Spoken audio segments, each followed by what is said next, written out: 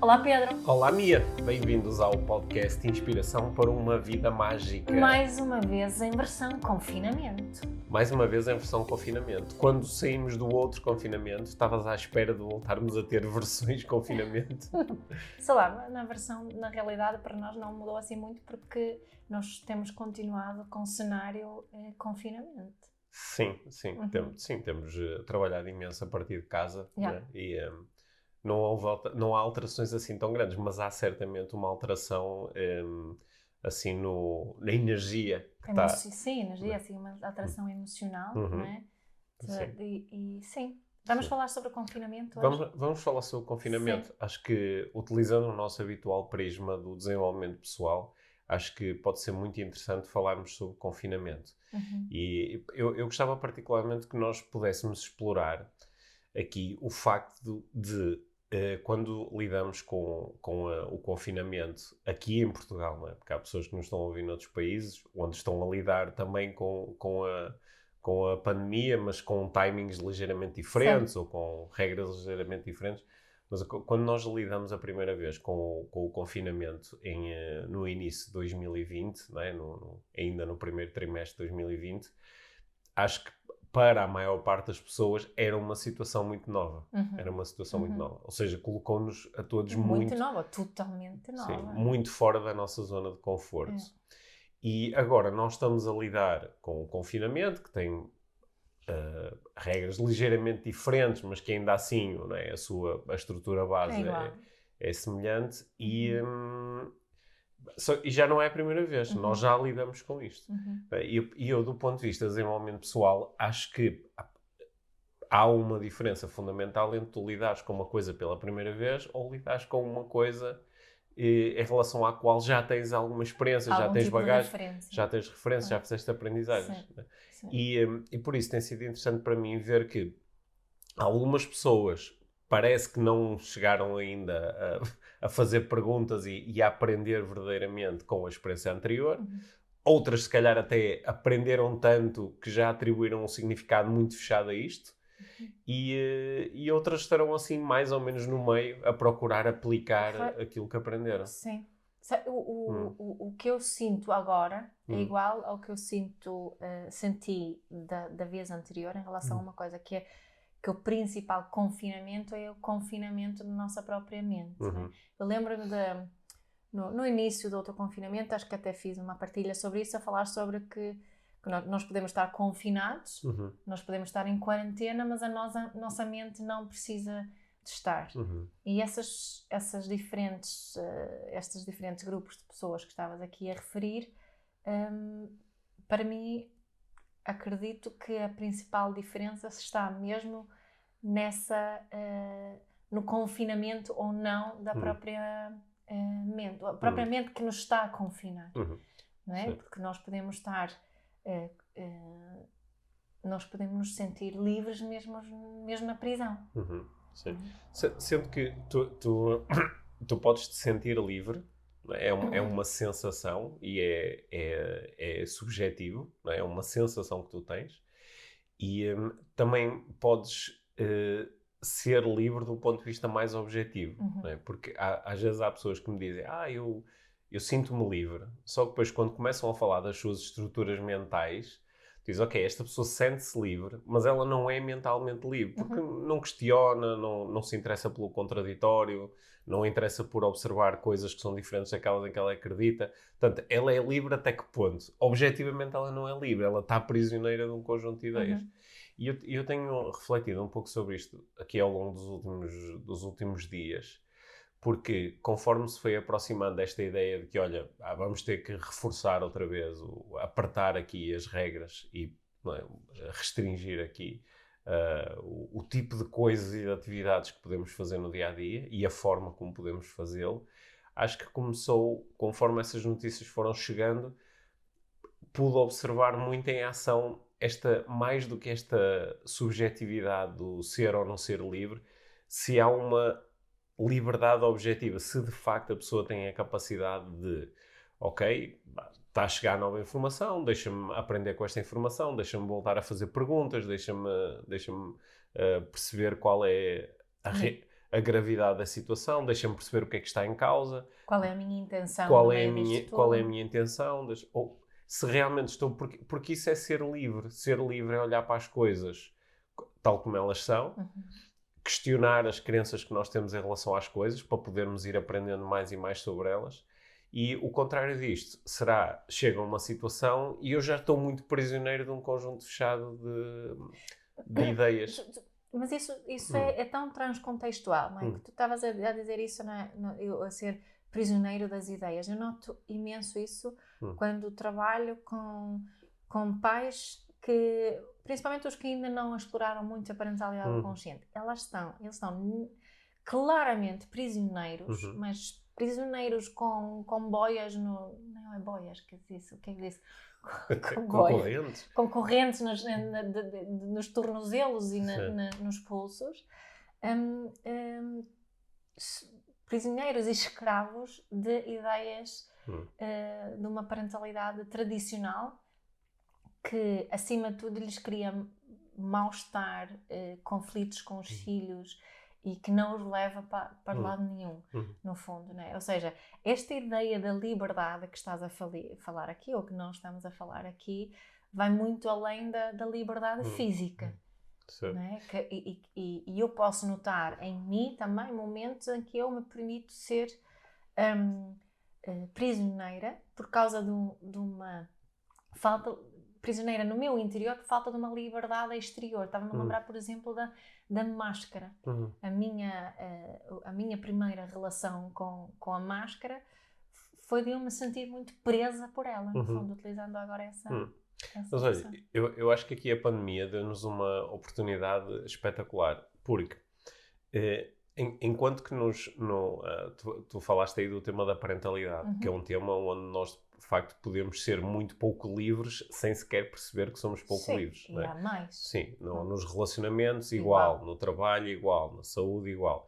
Só que é difícil muitas vezes nós fazermos, irmos para trás até ao ponto em que essas ideias começaram a retirar-nos a liberdade. Mas em relação à pandemia, precisamente por ter sido uma situação muito nova para a maior parte de nós, alguns de nós entramos no primeiro confinamento e no primeiro momento assim, de crescimento das notícias sobre o coronavírus, entramos muito ainda sem ter um conjunto muito fechado de ideias. Eu nem sei muito bem o que pensar sobre isso. Em parte foi por isso que foi tão assustador para a maior parte de nós, que estou totalmente fora da minha zona de conforto e nem me consigo agarrar a nada. E, ao fim de algum tempo, formulei um conjunto de ideias. E essas ideias podem-se ter transformado numa grande prisão. Por isso, o que é que eu acho?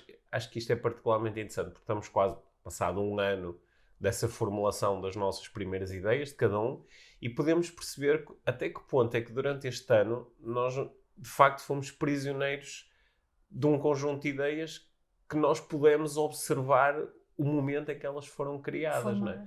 E, portanto, agora nós temos objetivamente um número aumentado de pessoas a serem contagiadas, ou pelo menos de pessoas que são testadas e dadas como contagiadas, e também de pessoas que estão a entrar nos cuidados intensivos e algumas delas, muitas, a falecer diariamente com os testes a indicar que estas pessoas têm o vírus presente no seu sistema.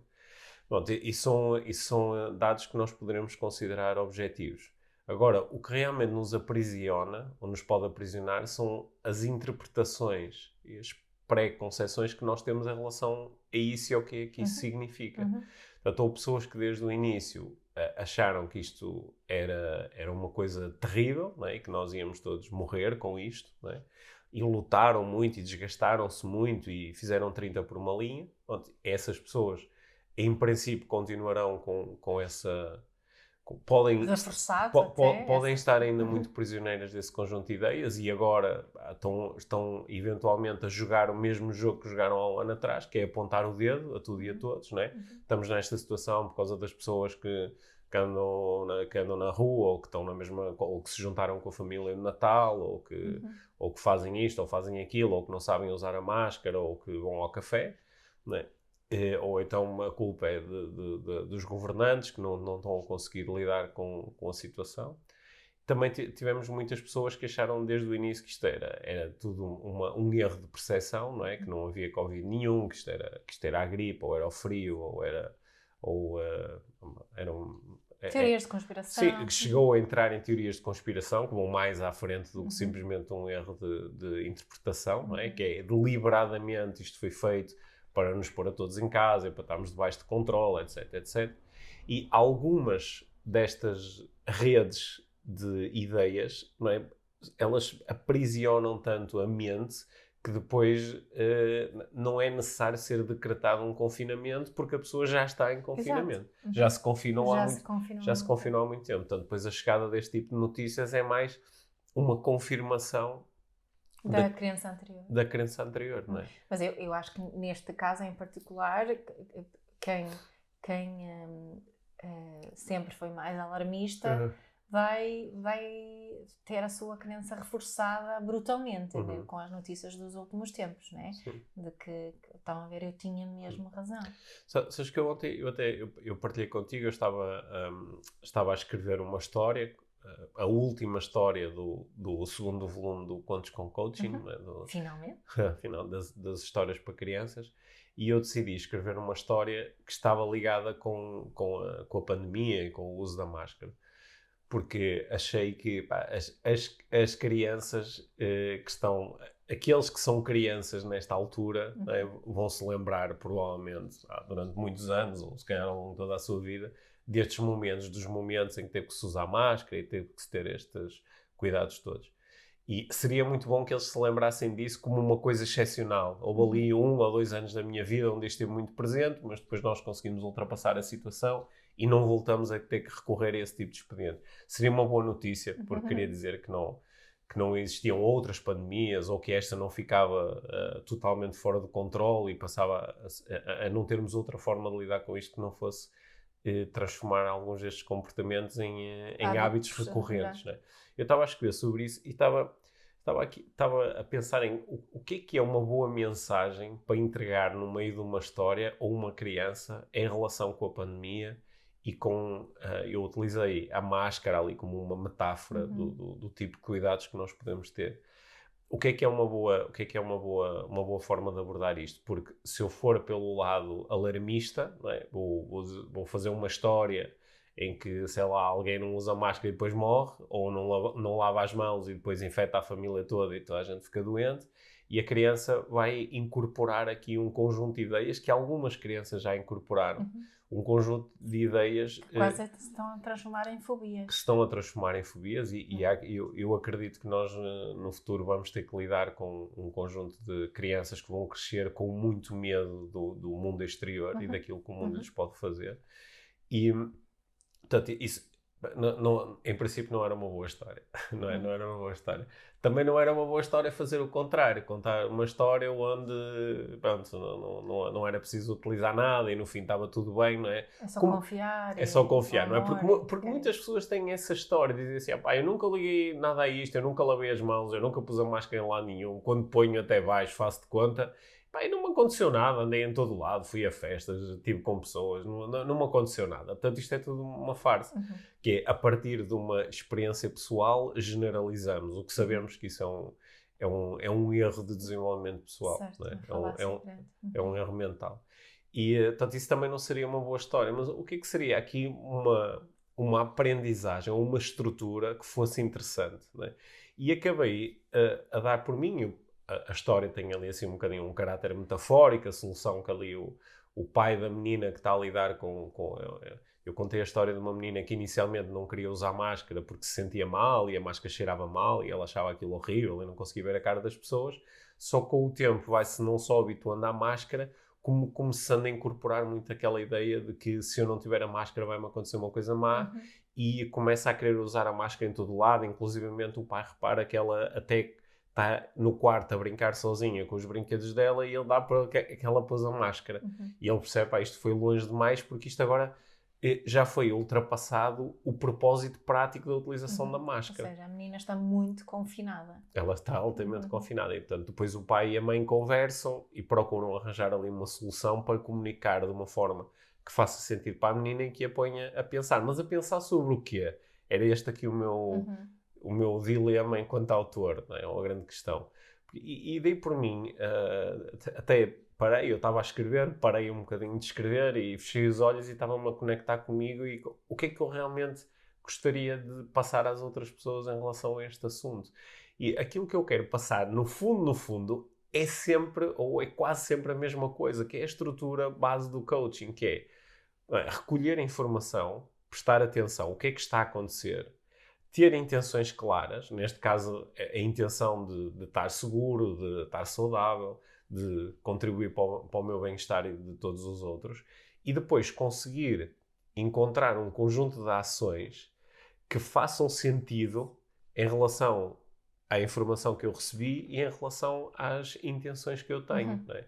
Que é como quem diz, antes de eu pôr a máscara, eu perguntar, ok, eu vou utilizar a máscara, qual é a minha intenção e o que é que está a acontecer que justifica, que torna esta medida uma boa medida, porque há situações onde é uma boa medida, outras situações onde não é uma boa medida. Não é? Tu ontem estavas a dizer, eu fui passear durante 30 ou 40 minutos com o cão na praia. E estavas lá sozinha, tu e o cão, não é? Vou usar máscara, vou dizer, não, tenho que ir para casa porque já estou aqui há 20 minutos. Porque como é que isto se encaixa com aquilo que está a acontecer, aquilo que nós sabemos sobre o processo de disseminação do vírus e a intenção, não é? Em que é que isso ajudava? E eu acho que é esta pergunta que nós às vezes deixamos de fazer. Aí o que acontece muitas vezes para quem critica isso é que não podemos confiar que as pessoas tenham essa capacidade de fazer essa avaliação. Não é?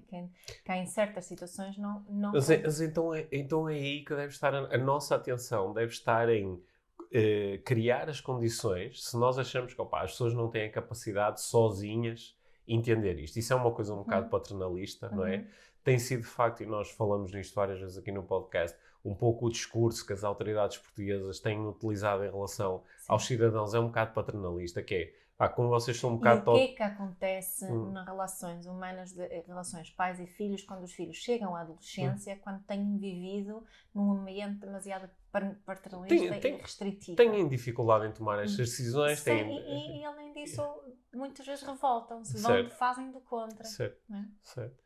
E acho que isso é que está a acontecer aqui um bocadinho. Mas se nós notamos que é isso que está a faltar, então é importante colocar aí a nossa atenção. É por isso que é tão importante colocar a atenção naquilo que está a acontecer dentro das escolas, a educação, naquilo que está a acontecer dentro das famílias, a educação.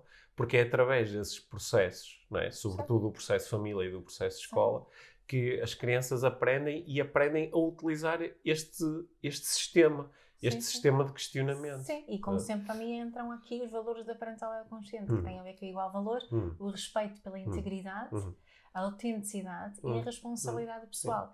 Que ao meu ver, ao termos estes valores presentes neste processo que tu propuseste de avaliação, não é? Aqui vou utilizar a máscara ou não, vão-me ajudar, não é? Porque eu vou pôr a máscara ali, se na praia tivessem muitas outras pessoas, por respeito à integridade dos outros, pela prática de igual valor e por eu estar a assumir responsabilidade pessoal, vou colocar a máscara. Né? Só que não fico condicionada, depois não preciso de viver naquela crença de que, não podem haver exceções. Né? Porque as exceções assustam as exceções, então as pessoas vão abusar se houver exceções. Mas alguém tendo integrado estes valores promove muito bom senso. Eu tenho a crença profunda de que todos nós temos o que no budismo se costuma chamar em inglês é the basic goodness. Temos o Sam Harris, que tu gostas muito, ele fala também desta coisa de uma moral inata, que também está aqui presente, que eu acho que essa moral inata precisa de ser cultivada e nutrida, que faz com que nós consigamos viver em situações como estas de pandemia, onde é necessário são necessárias muitas restrições à nossa liberdade, mas que podemos viver isto com estes valores presentes e assumindo uma boa responsabilidade pessoal e tendo um bom resultado. Só que como falta esta base, fica difícil saber o que é melhor fazer, não é? Se é melhor entrar à força com muitas restrições ou se temos tempo, porque acho que muitas vezes as pessoas têm, não temos tempo, não há espaço para irmos por outro caminho. Não há espaço, mas repara que eu também, a partir de certa altura, comecei a prestar mesmo, a dedicar mesmo muito menos tempo a ver noticiários e comecei a restringir as fontes de informação. Sim, esta inundação constante de números. Só que uma coisa que eu achei interessante foi que, embora os mídia e as autoridades públicas, né, tentam dar-te informação, mas a informação é muito... chega muitas vezes sob a forma de recomendação ou chega sob a forma de regra, de imposição. Não é? E poucas vezes chegou sobre o formato. Como é que tu ensinas a uma criança como é que ela pode tomar decisões sobre se é seguro atravessar a rua, não é? Porque tu podes chegar lá através só de uma regra. Diz, olha, tu só podes atravessar a rua nas passadeiras, só podes atravessar a rua em passadeiras que tenham semáforo, e quando vires que o semáforo está verde, tu avanças. E quando está vermelho, não avanças. Faz com que às vezes a criança vai ficar do lado de cá da passadeira de rua e nunca atravessar. Sim, vai ficar. Porque não encontra a passadeira. Sim, e também pode acontecer que há um momento em que, embora o sinal tenha passado de vermelho para verde, há um carro que se aproxima a alta velocidade. Mas a criança aprendeu quando está verde eu avanço, não é?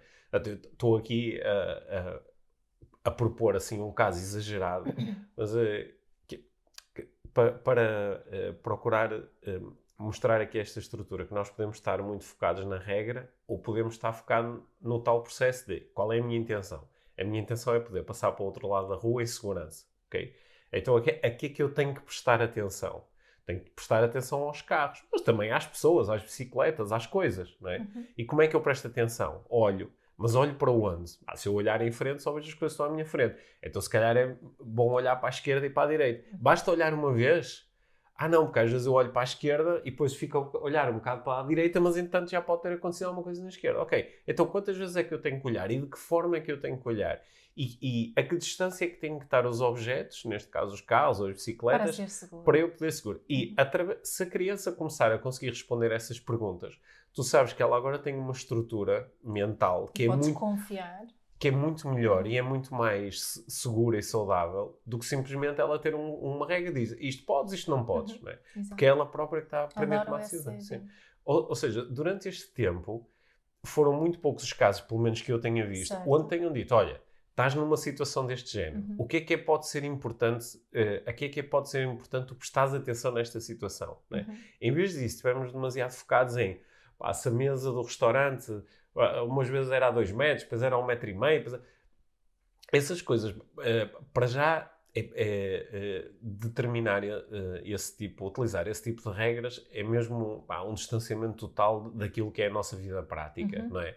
Porque nós não temos um VAR como no futebol que depois vai dizer se estavas à distância ou não é? O que interessa é tu perceberes qual é a intenção e prestares atenção. Mas prestares atenção aqui. Eu deveria estar a prestar atenção aqui. E acho que em função disso, nós poderíamos, cada um de nós, ter aprendido a fazer melhores escolhas. E quando nós temos a oportunidade de fazer escolhas, também nos sentimos mais livres. Porque sou eu que estou a decidir. E também, quando sabemos que os outros também têm essa capacidade, conseguimos confiar mais uns nos outros. Certo, né? Essa confiança base que tu sabes e eu sei. Certo. Né? E uma coisa interessante de estudar nesta pandemia, para mim, é precisamente a forma como se tem comunicado as coisas e o impacto e o efeito na população nisso.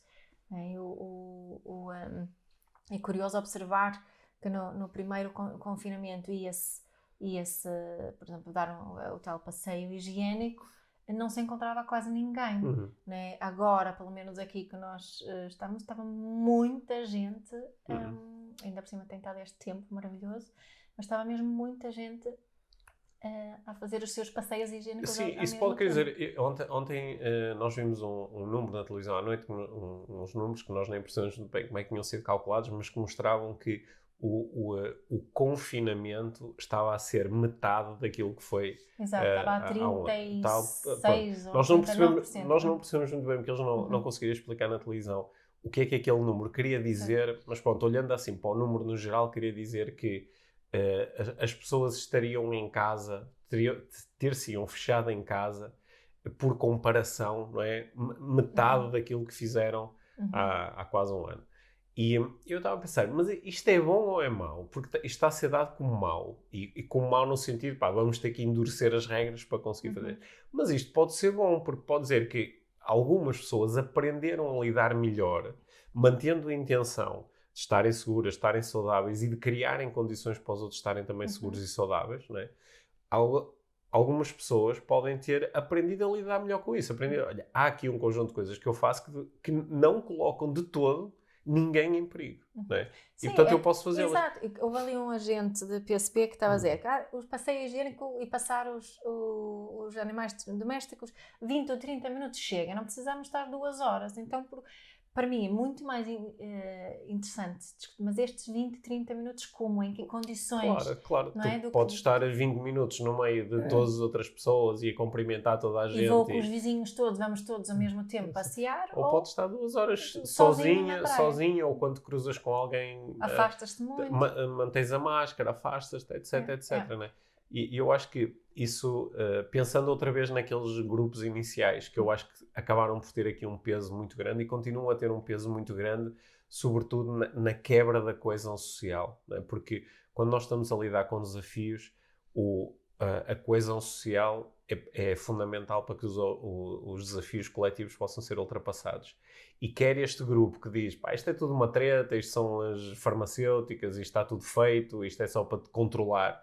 Né? Este grupo, por um lado, e por outro lado o grupo de isto é terrível, deviam estar todos fechados em casa, devia-se prender toda a gente, voltei a ver uma conversa que é terrível do ponto de vista de coesão social, que é dizer, quando se chega aos hospitais, devia-se poder identificar quem usou máscara e quem não usou, e esses nem sequer iam para o fundo da fila, né? Que do ponto de vista de coesão social, isso é um princípio, embora eu perceba de onde é que vem essa ideia, é um princípio terrível do ponto de vista de coesão. E estes grupos provocaram muita cisão, não é? Muito afastamento. E estes grupos apareceram outra vez com muita força agora, outra vez puxando para um lado ou para o outro, não é? Uns quase a dizer, devíamos era ter desobediência cívica e ninguém ligava nenhuma a isto e fazíamos o que nos apetece, porque isto é tudo uma treta. Outros dizendo, não devíamos era prender toda a gente que está a furar as regras. E estes grupos, qual é a intenção? Qual é a intenção? Estes grupos desviaram-se da grande intenção coletiva. Não é? É por isso que estas perguntas é tão importante elas continuarem a ser feitas. Nós já falámos disso antes. O que eu sinto é que ambos os grupos são movidos pela mesma coisa, de alguma forma, não é? Porque acho que em ambos, embora pode ser para fora falam em que não, é para todos, é melhor para todos, quando na realidade eu sinto muito egoísmo tanto de um lado como do outro. Sim. E a um lado é a necessidade de sentir mais segurança no seu dia-a-dia e a mesma coisa não sentes também que há aqui uma coisa que estes dois grupos, e repara, eu ao falar em estes dois grupos estou quase a pôr 2 grupos fora, ou seja, eu com esta conversa também estou em parte a contribuir para esta quebra de coesão, não é? Nós falamos, lembra-se das ilhas que falamos. Mas fazendo esse exercício por uns instantes, estes 2 grupos têm também, parece uma coisa em comum, que é um bocadinho a falta de empatia. A falta de empatia em relação ao outro, em relação às motivações do outro, em relação às crenças do outro. Sim, e a falta da vontade de se aproximar do outro, porque o foco está muito na resistência e no afastamento. Não é uma necessidade, eu quero entender melhor o que esta pessoa está Sendo que às vezes o outro pode ser o líder político, não é? Eu estava a prestar atenção, os nossos líderes políticos, e acho que terá acontecido semelhante noutros países, os nossos líderes políticos envelheceram brutalmente neste ano, não é? estão mais velhos, mais cansados. Imagina o desgaste de estar dia após dia a lidar com isto. E às vezes é muito fácil descartar estas pessoas como, não sabem nada disto, querem mandar, querem não sei o quê. E quando eu não trocava eu não trocava, não é? E não é por acaso que depois, no meio desta confusão, aparecem os oportunistas do costume, não é? Aparecem os oportunistas com frases feitas, com acusações vagas, não é? Dirigidas aos grupos do costume e que não têm, não há nenhuma relação com nada, mas vamos apontar o dedo e criar aqui bodes expiatórios, não é? E não é por acaso que no meio desta confusão surgem aqui movimentos que não estão de todo interessados na coesão social. E se nós tivermos esta base que falamos no início, que tu estavas a promover aqui do processo do coaching, e eu aqui introduzi também os valores da parentalidade consciente, conseguimos ver esse surgimento, sim. E também não nos deixarmos ser levados por ele, e realmente fazermos alguma positiva para influenciar isso. Sim. Então, eu vi, ao longo deste ano, às vezes da parte de comentadores políticos ou da parte de alguns atores sociais que têm uma voz relevante, pequeninas coisas do género, devia-se promover mais a saúde mental, ou devia-se discutir mais isto do ponto de vista da tomada de decisão individual e da responsabilidade, devia-se equipar melhor as pessoas, mas é assim uma coisa tão, no fundo está na periferia. No fundo, parece que ainda não se aceitou coletivamente que esta nossa conversa é a conversa mais importante, que a partir desta conversa se podem ter depois as outras, não é? E nós vimos movimentos onde, sei lá, médicos que tentaram muito criar aqui uma nova cultura onde os médicos é que mandam e o resto do pessoal tem que estar calado porque não percebem nada disto. Outros a dizer, não, tem que ser o poder político a assumir a tomada de decisão. Outros não, tem que ser os cientistas e os especialistas nisso. Houve tantos movimentos e vi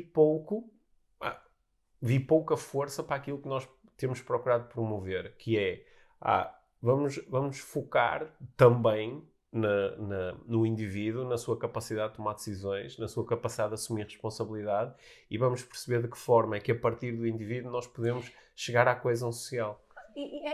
Às vezes lembro-me de comparar com uma empresa, não é? Se tu queres ter uma empresa moderna, onde as pessoas consigam executar as suas tarefas da melhor forma, onde consigam ser flexíveis, onde estejam todos a trabalhar para o resultado definido pelos líderes, então o que se está a fazer em termos de comunicação nunca iria funcionar, pois não? Nunca iria funcionar, não. Aliás, e se tivesse... terias sempre que estar lá a controlar cada um. E aliás, repara... marcação cercada. Pegando no exemplo... Se estivesse a falar de uma empresa realmente moderna, nem era colocar todos os colaboradores a trabalharem para atingir os resultados definidos pelos líderes. Era a trabalharem para atingir os resultados definidos por todos. Por todos, claro, sim. Porque um líder moderno sabe melhor do que simplesmente chegar e dizer este é o objetivo e agora... O líder moderno dizia, esta é a informação que temos, qual é o nosso objetivo? Esta é a informação que temos. Vamos discutir quais são as nossas intenções e depois, em função disso, vamos discutir quais são as estratégias para chegar lá.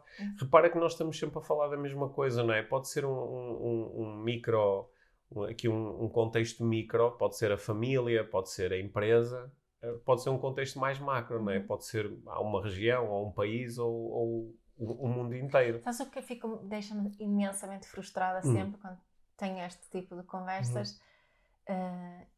São os comentários. Isso nunca ia funcionar aqui. Isso não é em Portugal, não. Os portugueses, não sei o quê.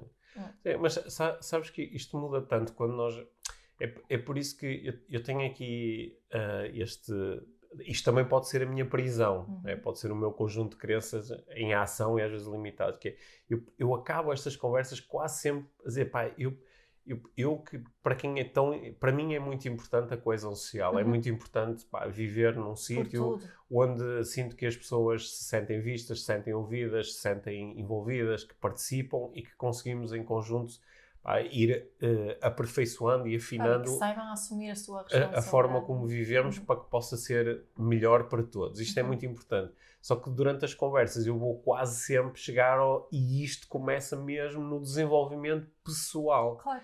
Em criarmos condições para que cada um possa entender melhor como é que funciona enquanto ser humano. Não é? É por isso que eu hoje em dia, com muita certeza, digo que para mudar o mundo temos que mudar a forma como nos relacionamos com as crianças, como exercemos a nossa para que depois as crianças se possam relacionar consigo próprias a partir de um ponto de vista que seja correto. E que saibam tomar decisões, fazer escolhas saudáveis para elas e para os outros. Sim.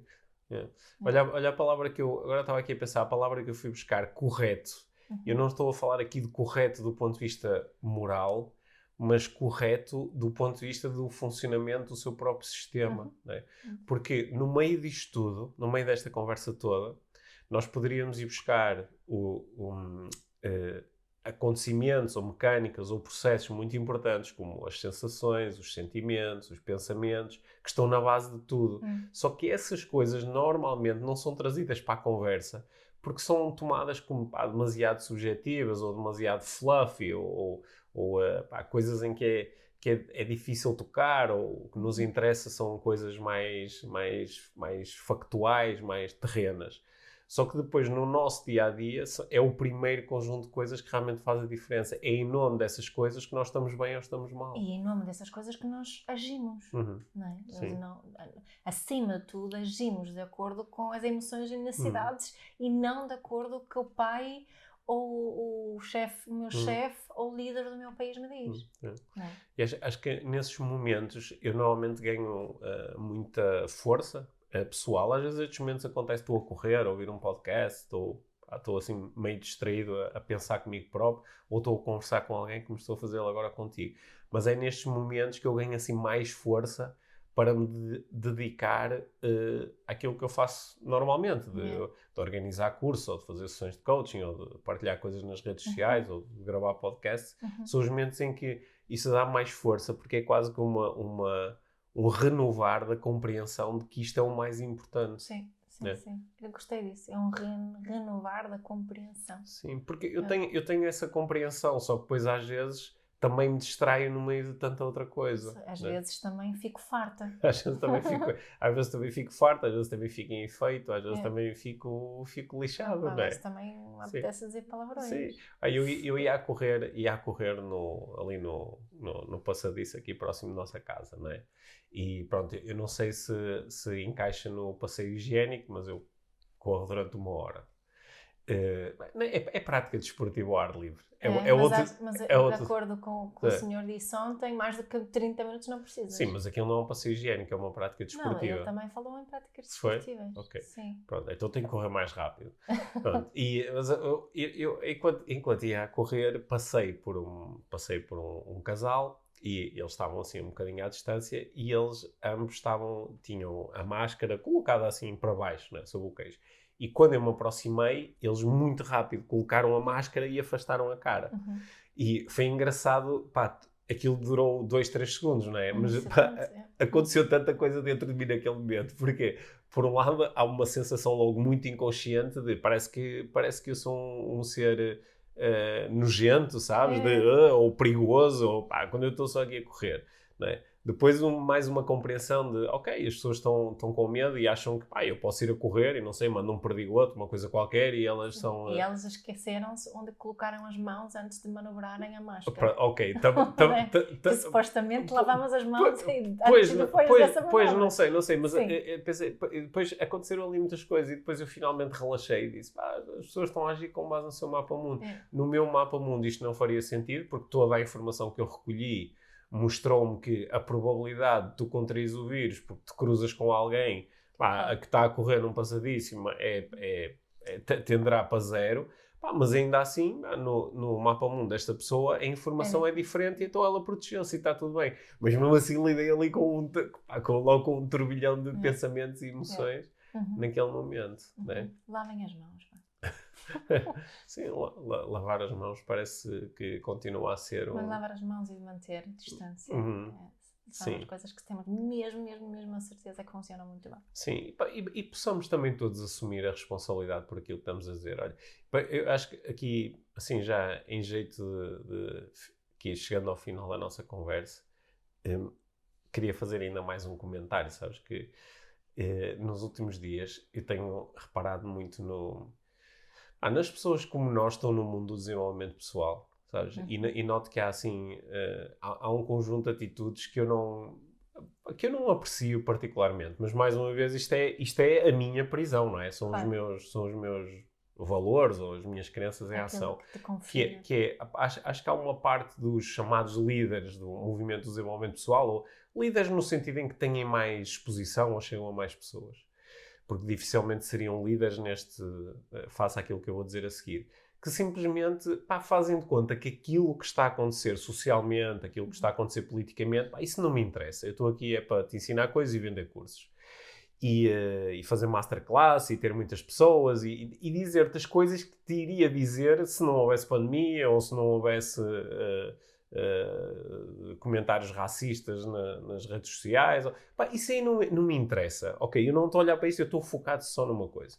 Eu acho que isso é uma visão muito reduzida daquilo que é o desenvolvimento pessoal e da importância que o desenvolvimento pessoal pode ter, e acho que é dar um tiro completamente ao lado do alvo do desenvolvimento pessoal, não é? Que é tocar as pessoas e ajudá-las a ganharem recurso e consciência em relação àquilo que é mais importante para elas, não é?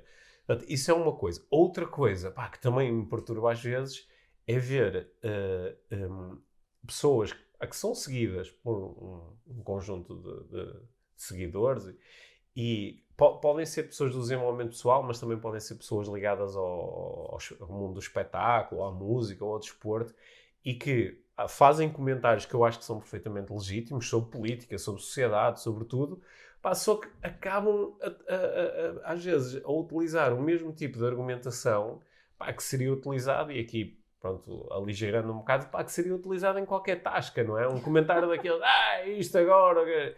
E dizem, esta pessoa eu sei que ela tem direito, como é óbvio, a dizer aquilo que lhe apetecer, a não ser que fira aqui alguma legalidade. Mas é só isto que a pessoa consegue dizer, não é? Então, se calhar, este era o momento para a pessoa, se calhar, não dizer nada ou ganhar consciência que, se calhar é importante eu educar-me mais em relação a este assunto para depois poder falar sobre ele, não é? Sim. Pronto, e isto é um desafio grande, acho que também para nós os dois, porque nós às vezes temos discussões, às vezes fora do nosso podcast, noutros momentos, onde às vezes começamos a falar sobre um tema e temos essa sensação de, mas eu não sei o suficiente sobre isto para me estar aqui a aventurar. Claro, não é? Claro. Para estar a ter essa sensibilidade. Para escrever sobre isto, vão ser uns bitites tão desengonçados que podem ser completamente ao lado. Não é? Mas há pessoas que mesmo assim o fazem. Olha, pronto. E então? Pronto, desabafei. Olha, confinamento. Se estamos a confinar fisicamente, mentalmente e emocionalmente, nem por isso. Não, isto não é hora de confinar mentalmente nem emocionalmente. Tenho notado que para algumas pessoas está a ser muito difícil voltar a confinar. Para mim, pessoalmente, não está a ser difícil. Pouco muda, não é? Na nossa vida, para outros muda mais.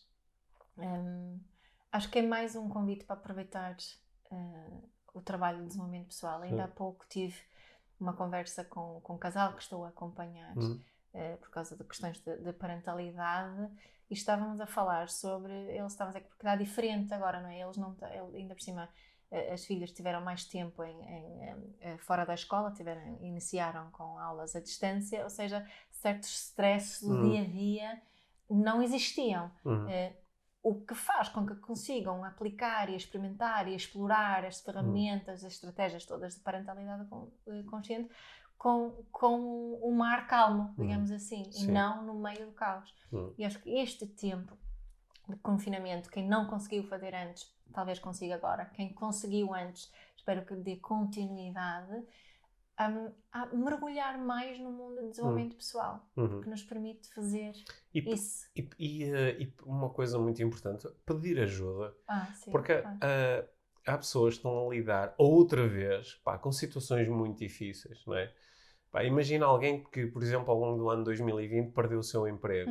E agora está num processo de, eu tenho que encontrar outro emprego, tenho que encontrar outra fonte de sustento. E de repente o país está outra vez em confinamento, não é? Como é que eu faço isso? Como é que eu me desenrasco? Não é? Há pessoas que estão em situações muito difíceis do ponto de vista prático, do ponto de vista financeiro, do ponto de vista logístico. Do ponto de vista emocional. Do ponto de vista emocional. E podem pedir ajuda. Podem. Isso é mesmo muito importante, porque... ninguém necessita de passar por isto sozinho. Não é suposto fazermos isto sozinhos. Sim, e espero que também seja...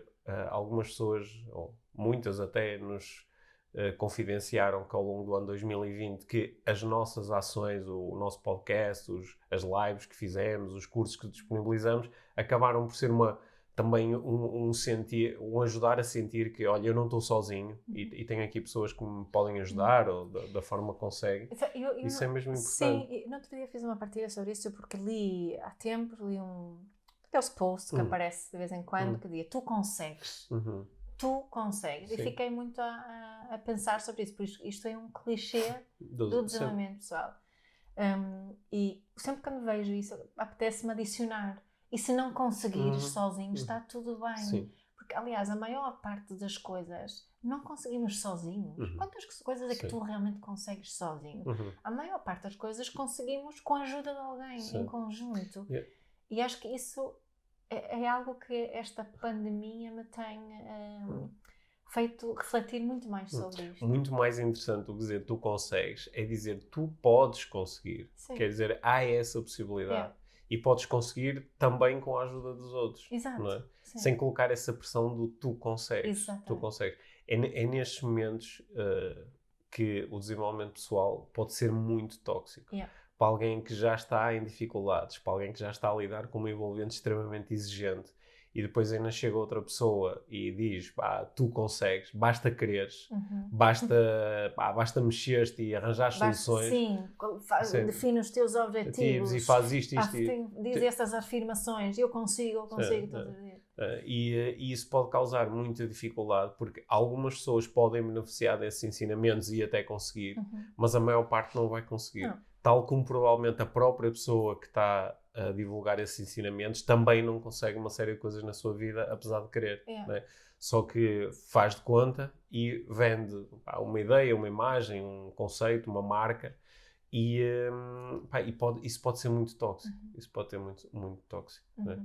Porque a maior parte das coisas na vida não é suposto fazermos tudo sozinho. Não, e a maior parte das coisas na vida, isto se calhar já é tema para outro podcast, mas a maior parte das coisas, mesmo aquelas coisas que nós dizemos, não, fui eu que consegui, quando nós vamos dissecar todo o processo que me levou até eu conseguir, ter muito menos de eu do que eu possa pensar. Exatamente. E mesmo aquilo que eu acho que é eu, quando eu vou perceber quais são os acontecimentos que me permitiram ter os recursos para eu conseguir fazer, percebo que isto às vezes tem muito mais a ver com os outros do que comigo. E às vezes até tem a ver com o acaso.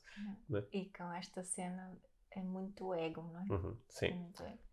Portanto, já estamos a abrir aqui espaço para imensos episódios. Boa. Conclusão final. Cá estamos. Conclusão final. É o que é. Cá estamos. Assim, acho que ideias que ficaram da nossa conversa. Explorar as aprendizagens que fizemos com aquilo que já vivemos de parecido com isto, não é? Porque é importante explorar essas aprendizagens e utilizá-las. Ser crítico, continuar a ser crítico na forma como lidamos com a informação e perceber que veicular esta ou aquela informação também tem um impacto sobre os outros. Não é?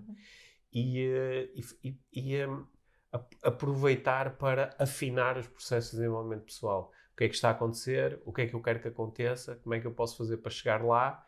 Sempre que necessário, pedindo ajuda, dizendo não estou a conseguir, estou à rasca, estou-me a sentir mal. E perceber que há uma diferença entre aquilo que eu quero e desejo e aquilo que eu realmente preciso. E que mesmo dentro deste confinamento há formas de eu satisfazer as minhas necessidades, que é o mais importante. É isso. Boa. Nas próximas semanas vamos ter novidades. Mais! Vamos ter mais novidades em relação aqui ao nosso programa que nós estamos a criar para um grupo exclusivo. Acho que no próximo episódio provavelmente já conseguimos dar novidades sobre isso. Tem sido muito bom. Tivemos, eu fiz um inquérito que coloquei nas redes sociais e foi muito bom. Tivemos centenas de pessoas a ajudar-nos, partilhando connosco. Aqui a linha. A ajudarem-nos a criar esse próprio programa. Isso foi muito bom. E como tu disseste, cá estamos. Cá estamos. Cá continuaremos. Cá continuaremos. Inspirados para viver a vida tal como ela é, ou seja, mágica. Mágica. Obrigado, Mia. Obrigada.